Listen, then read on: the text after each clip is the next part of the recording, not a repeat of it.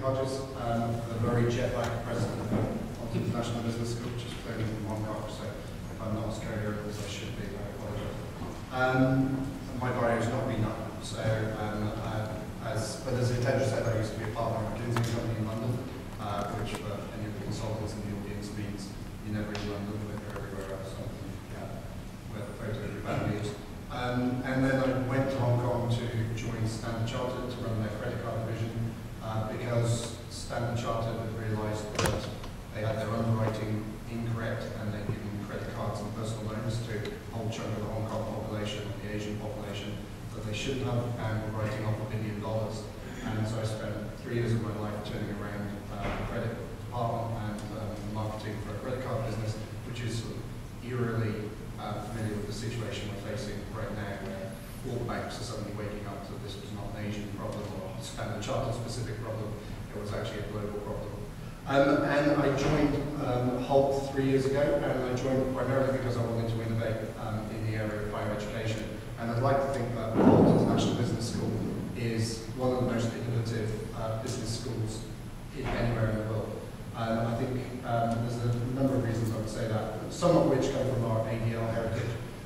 As Rick said, over the last 40 years or so, we've been offering a one-year US MBA, so the combination of a US degree but in a one-year format as an innovation and creative niche for the business school, and that's something that we've kept. And in fact, as we've launched other degrees, we've always kept this acceleration of the degree to increase the return on investment for students as a major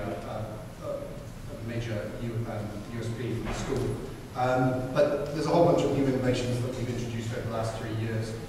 First of all, as Rick said, we're pioneering the globalization of higher education. I think we're at the start of a major trend in higher education. Traditionally, to get a US degree, you had to come here to the US. However, there's no reason why you have to come to the US to get a US education. The two are not synonymous. You don't need to go to Germany to buy Mercedes-Benz, and you certainly don't need to go to France to buy a French handbag. Why do you need to come to the US to get a US degree? There are plenty of people, particularly post 9/11, who want a US education, but for various reasons cannot or will not come to the United States. So we've been the first school to open in the UAE, first US school to open in the UAE, and one of only 3 schools to operate and offer US degrees in London.